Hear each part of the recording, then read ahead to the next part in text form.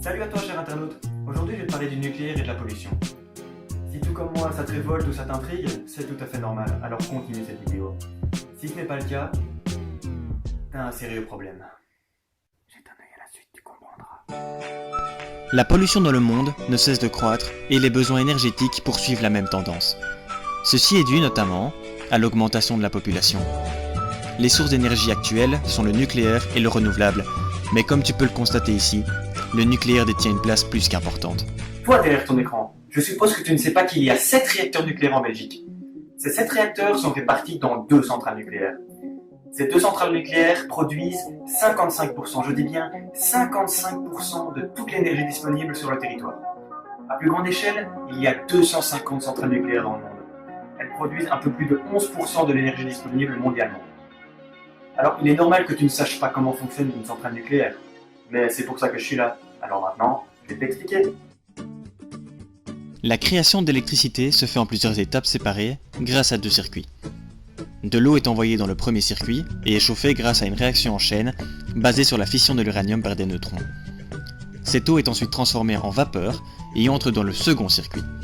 La vapeur enclenche une turbine qui met en marche un alternateur et celui-ci envoie l'électricité sur le réseau.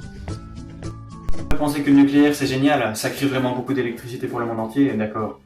Mais ça pollue vraiment énormément. Il faut savoir que quand un neutron arrive vers l'uranium, évidemment la fission crée de la chaleur, mais ça crée aussi des rayonnements alpha, bêta et gamma. Tous ces combustibles irradiés sont stockés dans des piscines, et c'est impossible de le recycler actuellement.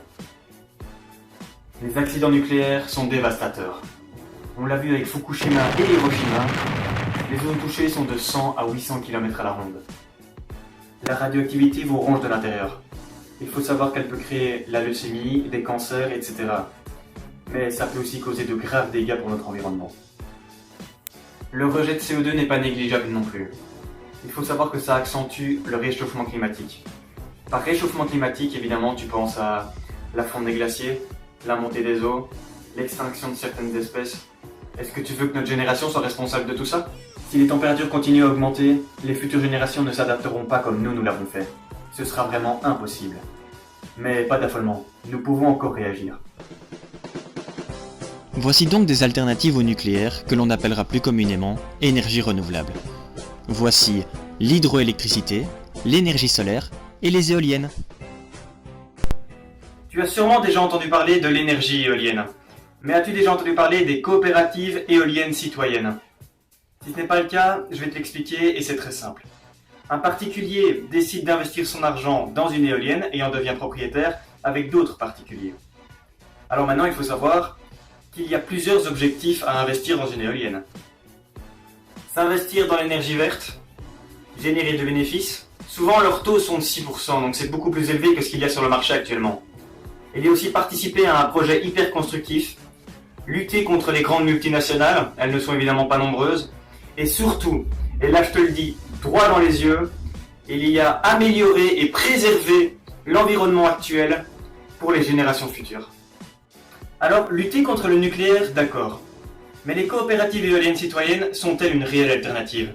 Eh bien, je vais te dire que oui, et je vais te donner une très très bonne raison. Les éoliennes ne polluent pas. Et pour te montrer encore plus sur ces éoliennes, je vais te montrer comment elles fonctionnent. Afin de créer de l'électricité, l'éolienne a besoin que plusieurs paramètres soient réunis. Le vent entraîne la rotation des pales, qui déclenche le rotor, et celui-ci active un générateur. Le générateur transforme cette énergie en courant, et ce courant est envoyé en bas de l'éolienne vers un transformateur qui le transforme en électricité haute tension. Ensuite, elle est envoyée sur le réseau. Une éolienne est orientée face au vent et est mise à l'arrêt si celui-ci est trop élevé pour des raisons de sécurité. J'espère que cette vidéo t'a fait découvrir quelque chose de nouveau. Je t'invite maintenant à aimer cette vidéo, à la partager et pourquoi pas investir dans une éolienne. On se revoit la semaine prochaine pour une autre vidéo.